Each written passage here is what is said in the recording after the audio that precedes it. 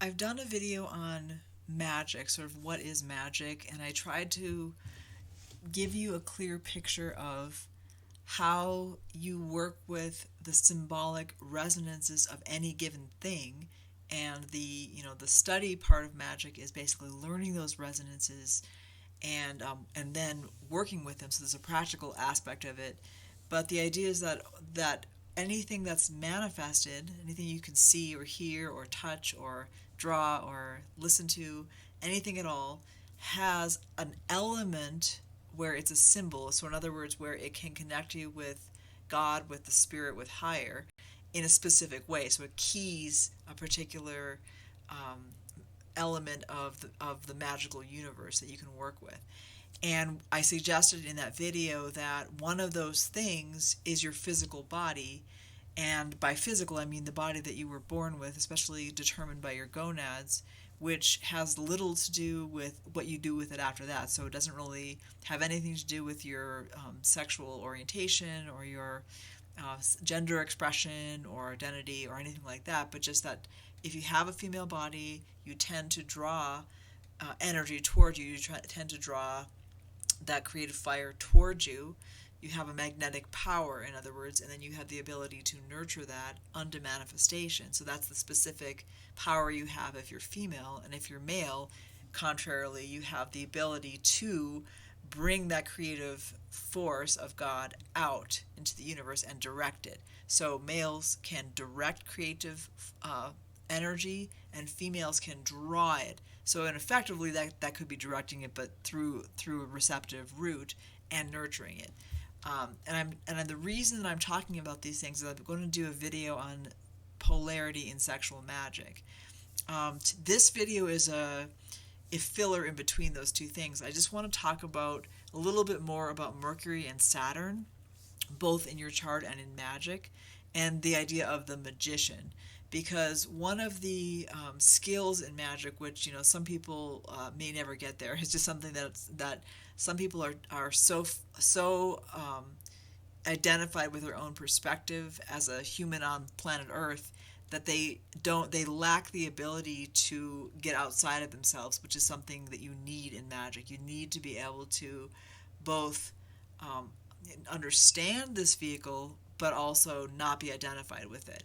And that is because well, there's many reasons. Spiritually, it's because basically you don't exist other than you're an effect of God and goddess copulating essentially. But from a practical magic standpoint, it's because the magician, which is a tarot card, basically connects Kether, the top sphere, which in your chart is Neptune, or the I am, the all is one principle of dissolving the ego completely. So we're in Neptune, we're not, we're nothing other than pure I am consciousness.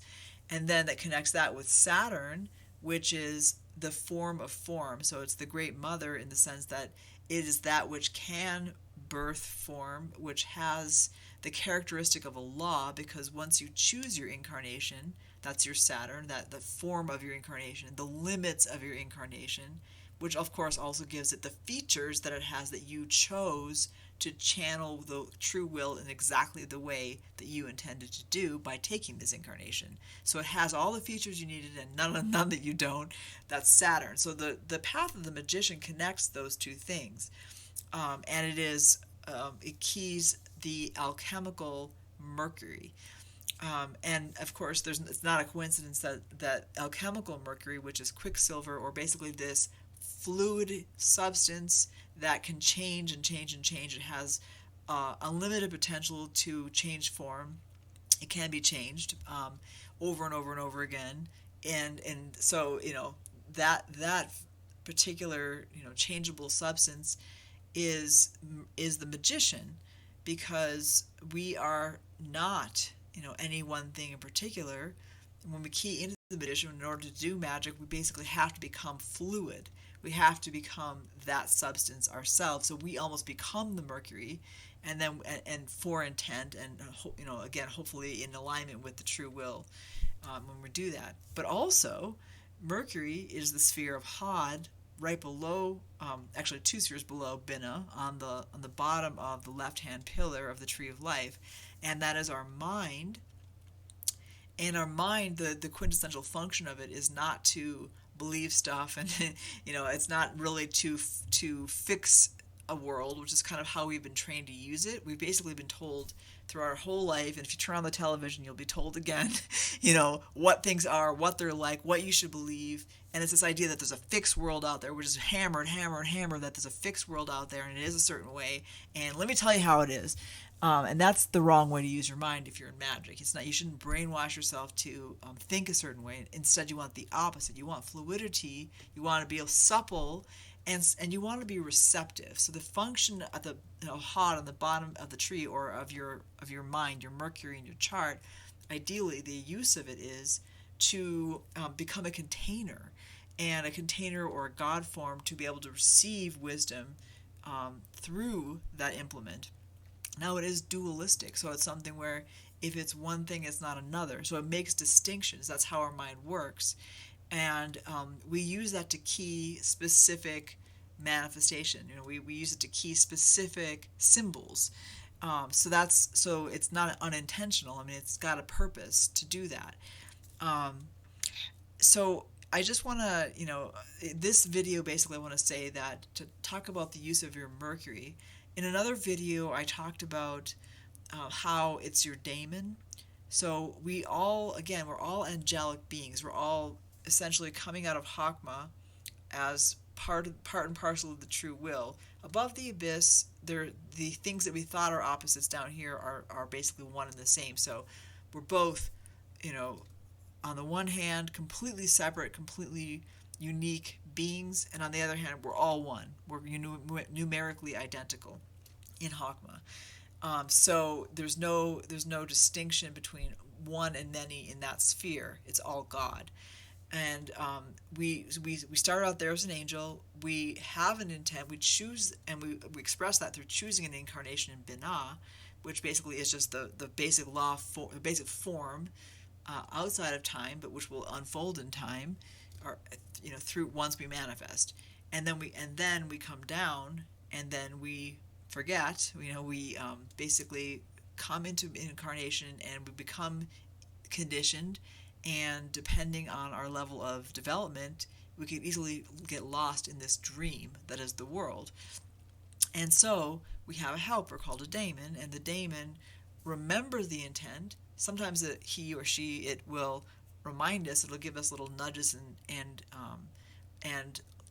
hints that help us to wake up and go, oh yeah, that's what I was doing here. That's right.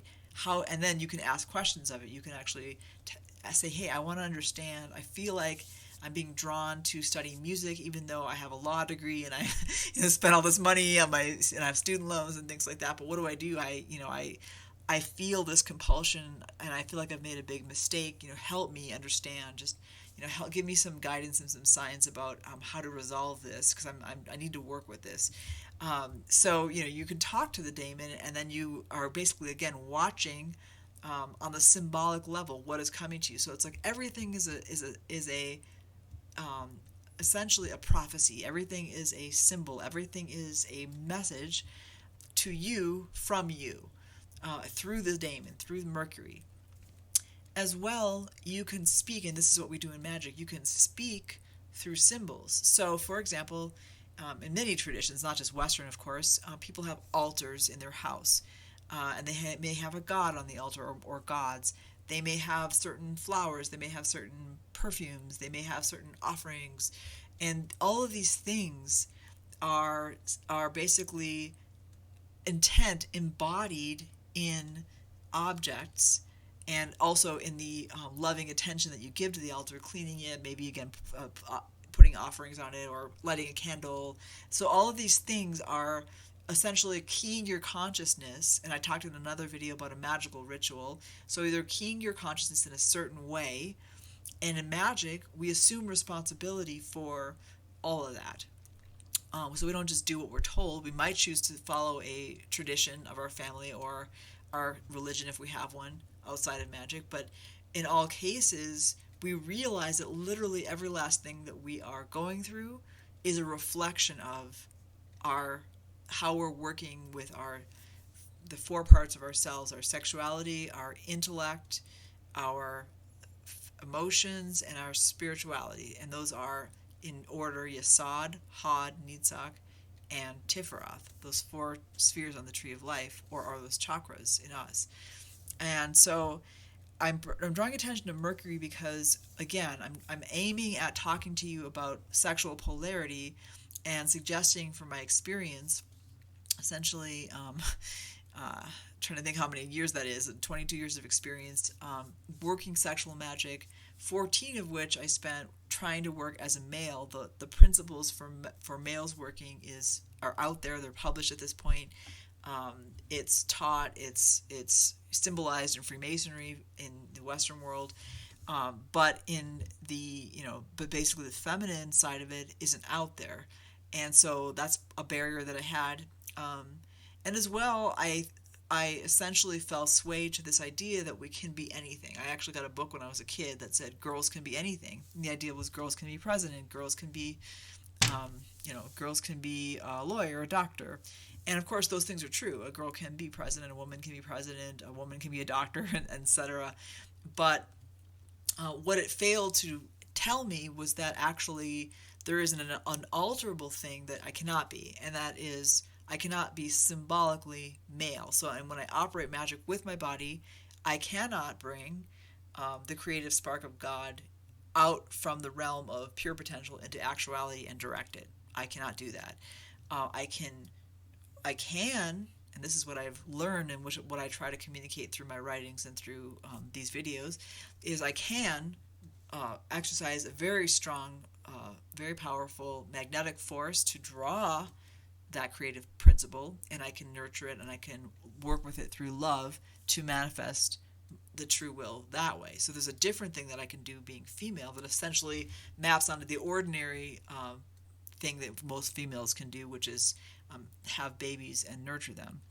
So there's basically a complete parallel between the ordinary mundane reason for having basically two sexes. Of course, there's a very very few people who will have both, ovaries and testicles, but there are a very very very small minority of people. The rest of us, well, we may have characteristics that don't seem to belong to one sex or another, but ultimately we are slotted into one of two boxes through the gonads, and those on a higher symbolic level will key us to one of two roles in sexual magic, and that's polarity. Now, I want to talk a lot more in depth about not just what I talked about right now about those two directional things. I'll talk more about that, but as well I want to talk about especially the female side that I have experience of. And I do that because even if you have a female body, it pertains to you, and if you don't, if you don't work with a female partner, maybe you're gay, maybe you don't, maybe you're celibate or something like that. But if you want to work with that contrasexual principle, which I do recommend, because in all cases we want to balance what is, so in the external world, what is with what is not. And by balancing those two things, we essentially create the third thing, which is nothing. And that third nothingness is God. So we're basically, through love between the two opposites, we're constantly uniting those two opposites through our incarnation, and then we are allowing the will to be done through us through that. So I would submit to you that no matter who you are or what you work with, this could be useful information.